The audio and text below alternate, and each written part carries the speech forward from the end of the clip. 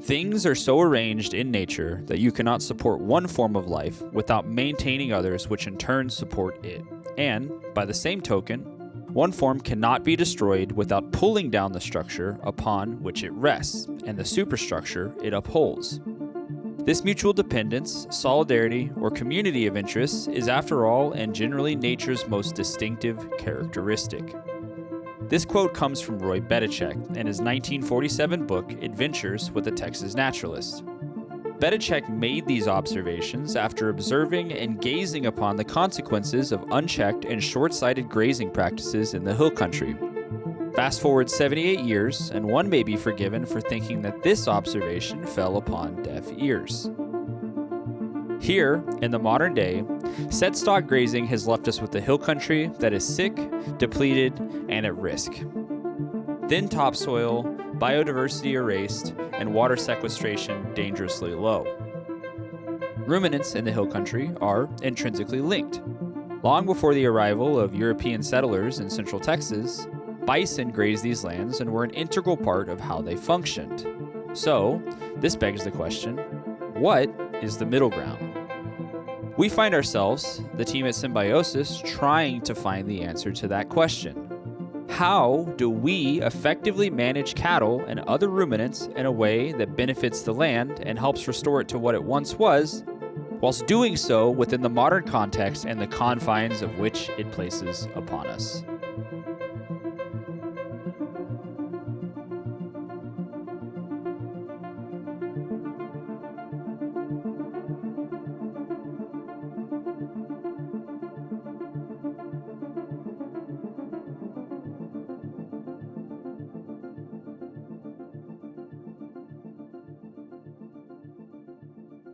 In order to reset the harm that's been done through set stock grazing and through even before set stock grazing of cattle, people moving through with really large herds of goats, and then also row cropping. So there's been this sort of triple whammy of clearing forests, hitting it with large herds for short periods of time, unsustainably, row cropping, and then putting it into set stock grazing. The way that we reverse the effects of the last 100, 150, 200 years, and we try to do it immediately, we want to get these results like next year, can be kind of daunting at times, right? So the ways that we do that are we work on the water cycle, and we do that with earthworks, with keyline plowing, and by working on the soil, because the soil itself infiltrates the water and stores the water. And so we want to create good soil through, one thing we can do is mineral amendments, and then we can also do things that affect the nutrients, and we can increase the microbial populations. Beyond that, connected to the soil, we want to work on the plant layer. And so we want to see more tree cover and herbaceous cover. We don't necessarily, because this is also a grazing operation, we don't necessarily want it to be completely a forest. We need grassland as well. And there's some really great research about how actually savannas are some of the most productive ecosystems on the planet as far as biomass carrying capacity and soil building capacity. So really we're trying to model this whole thing after a savanna, and we want to increase the biodiversity of the woody species, but not necessarily how much area they cover. And then in the open ground, we want to see stable, perennial, native grass species, and there's always going to be a place for wildflowers in the disturbed areas and areas that need to recover and have more nutrient gain through nitrogen fixation. And of course, those are going to help the pollinators. And so if we can increase water availability, if we can improve the soil, and we can improve biodiversity and ground cover and surface area above the ground, and then root mass in the ground, that's all going to feed back into the water cycle, and then we're going to have a trophic cascade, and we're going to see the animals that inhabit the land, including the humans, and the wildlife that comes to the land or inhabits the land full time. We're going to see the health and diversity of those things go up as well.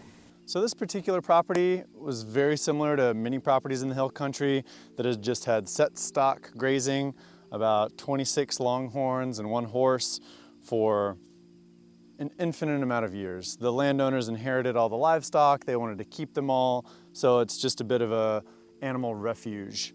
And so the biggest difference that we've seen since we've started planned rotational grazing is breaking up these areas of exposed soil. So where we are right now, you can see this is one of the few areas left, even just after a few months of this, where you have small pieces of bunch grass surrounded by a large amount of just bare, capped, or sandy, hydrophobic soil. And so in these particular areas, we'll throw a hay bale, like this one over here that's sitting, as just basically a Band-Aid to get a lot of herd impact, a lot of manure, a lot of breaking up of the soil. You can see how much, even though the ground cover hasn't changed much, the amount of hoof impact here has changed drastically. And so they were just on this area for about a week, and now the place is littered with cow pies. The capped, cracked soil has been kind of punctured and ready for rains coming in hopefully soon, so that we can liberate that seed bank that's already here. And now we've just moved them into this next pasture that has a lot of green grass, no cow pies. That particular piece of ground has been rested for about 6 months at this point in time. So with this particular type of brittle hill country land, we need large amounts of impact with long periods of rest. And whenever we can get that long period of rest, it allows that seed bank that's sitting there to become liberated, conditions to become better for it. It's a simulated herd impact, like a roving head of bison, and everything starts to come back together. With those big periods of rest, the grass can continue to move back and reestablish roots, grow bigger, wider, taller, fatter leaves. And that's what we're seeing in all of these different paddocks. So this is 144 acres that we're just slowly moving the cattle through.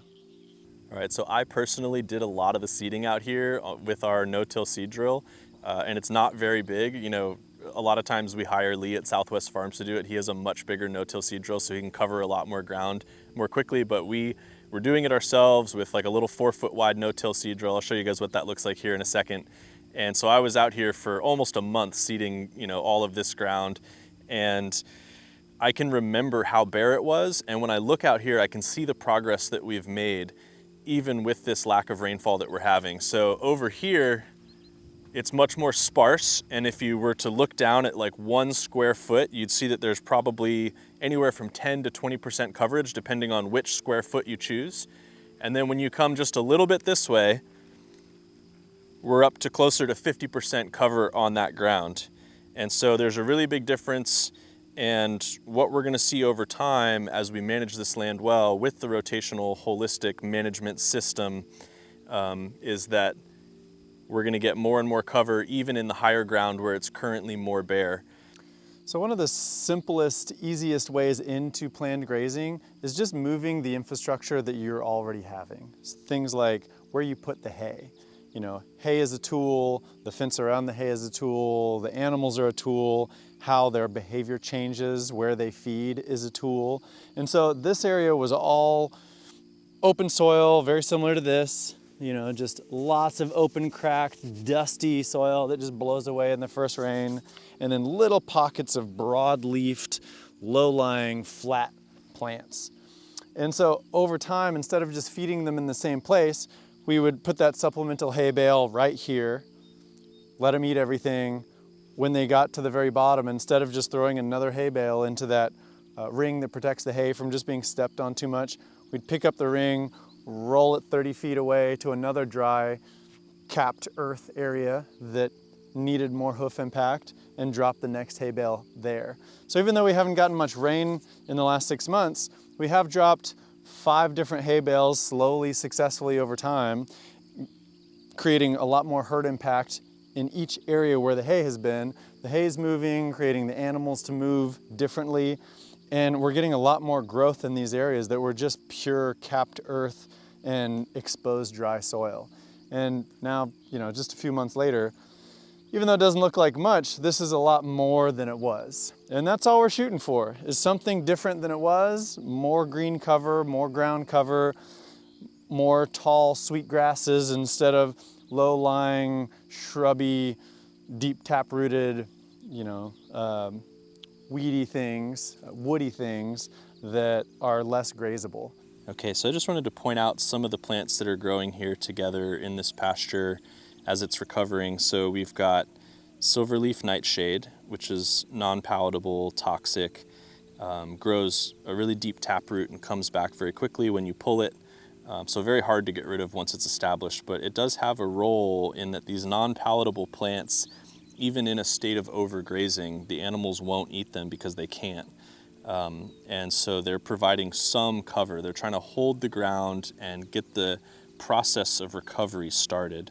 Another one that we've got here is star thistle, and this is also a very common plant that you know, these thistles will get in your socks and they'll get in your shoes. So I don't love this plant, but I do love the fact that it will grow in extremely dry, bare conditions, and it'll help hold the ground.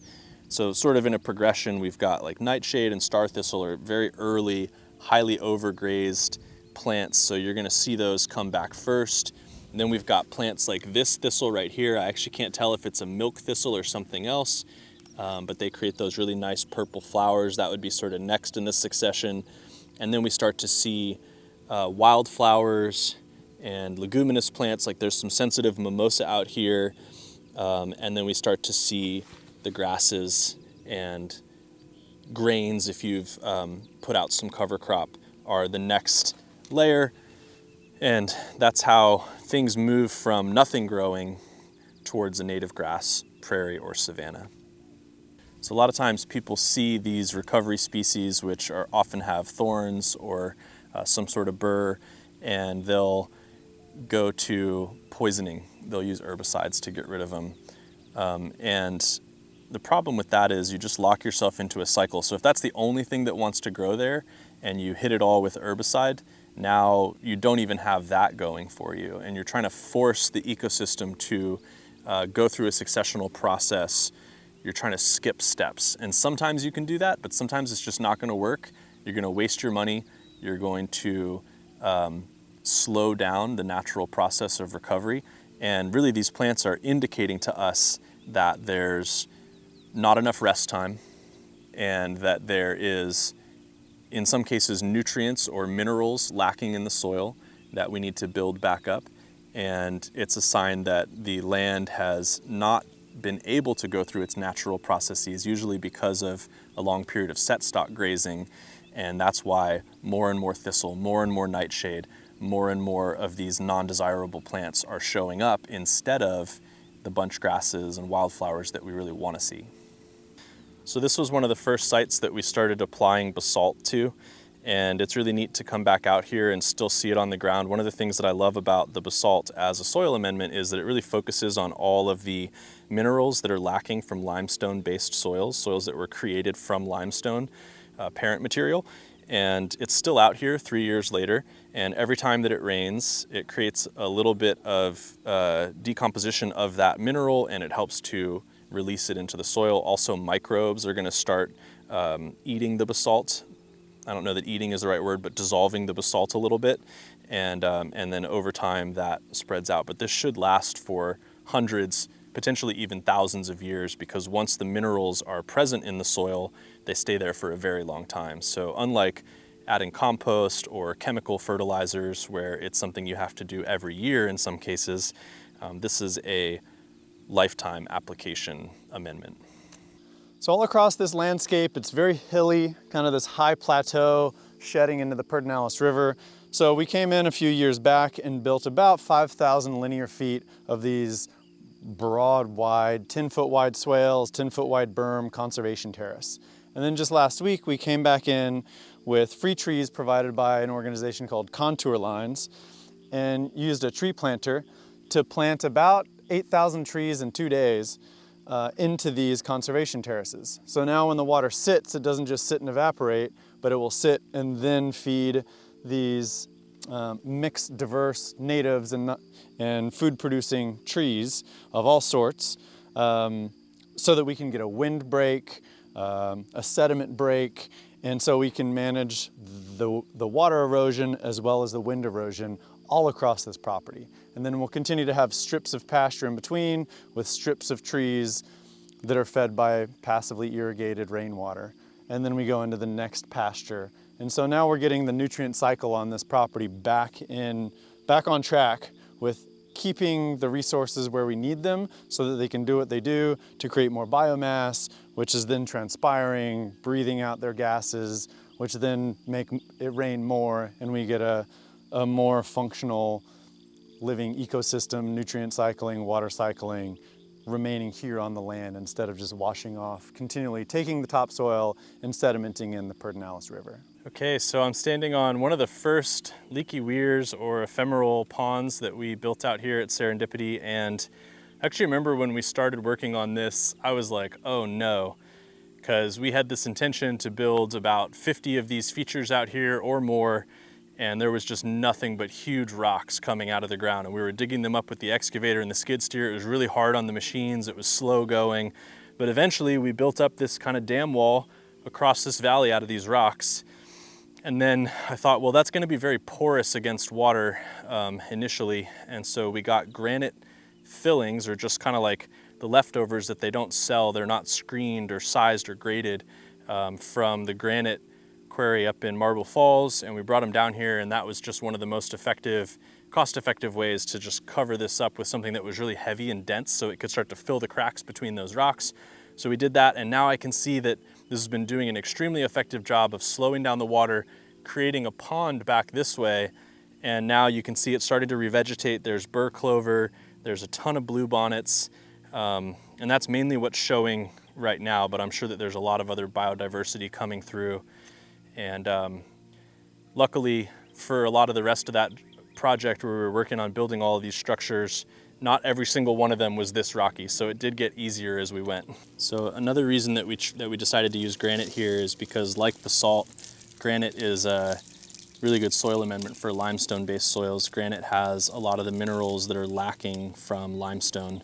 So if you have limestone-based soils, you can use granite or basalt to help balance out your mineral availability for plants.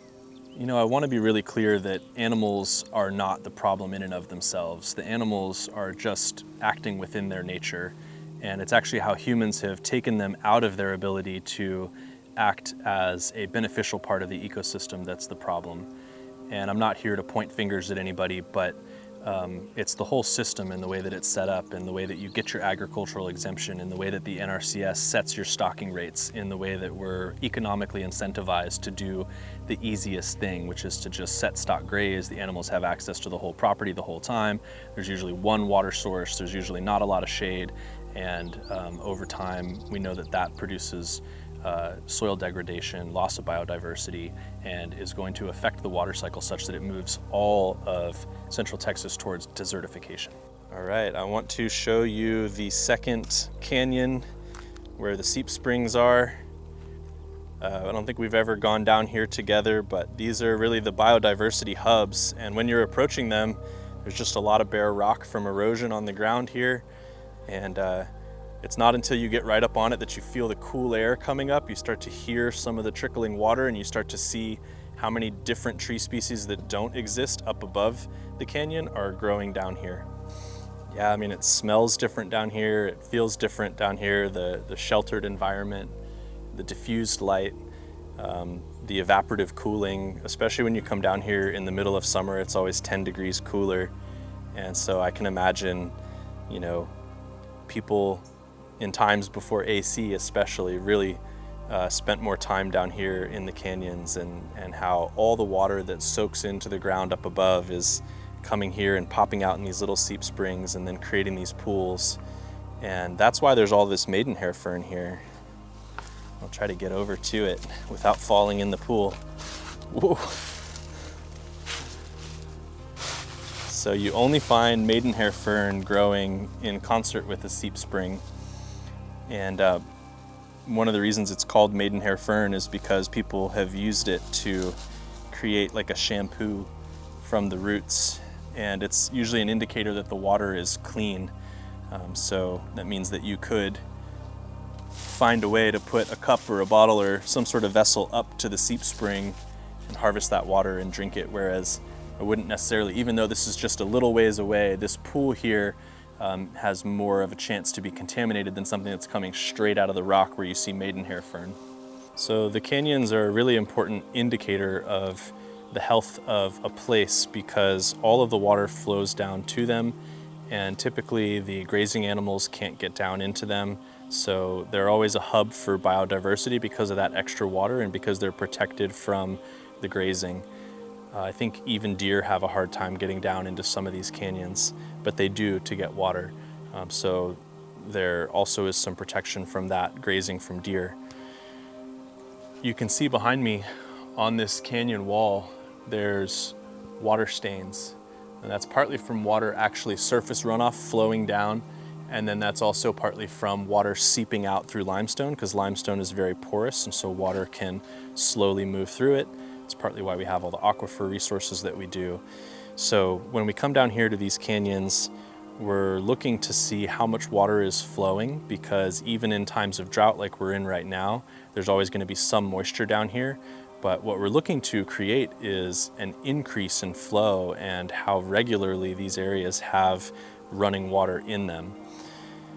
What we're also looking to see is how much of a biodiversity node is this here, and how much of this biodiversity can we get to establish itself up above. So some of the species that really need a lot of water, we're not necessarily going to try to get to grow up there, like the sycamore, like the palmetto, but other things that can bridge that gap, like the cedar elm.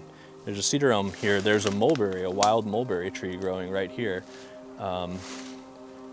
These types of trees, even the ash, these types of trees will try to grow on the edge of the canyons, or where we've created berms and swales and terraces, where we've created ephemeral ponds, where we're creating more water availability and improving the soil.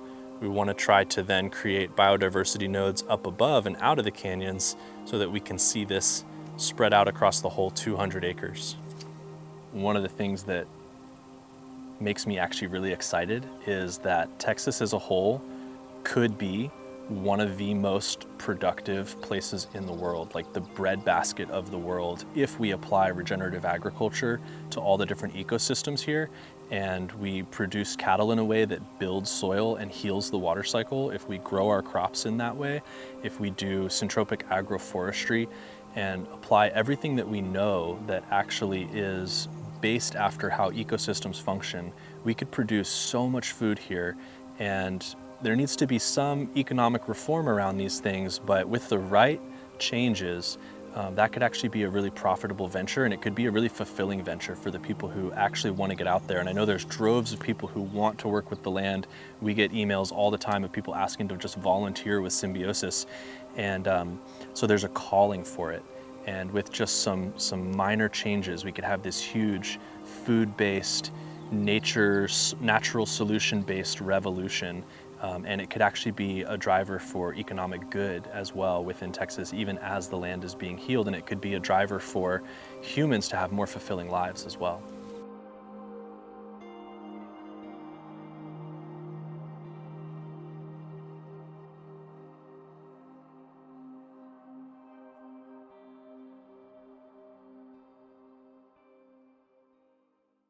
All right, hey, thanks guys. Appreciate you watching. I hope you enjoyed it.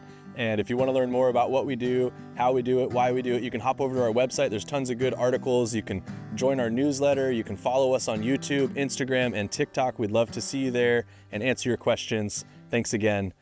Enjoy.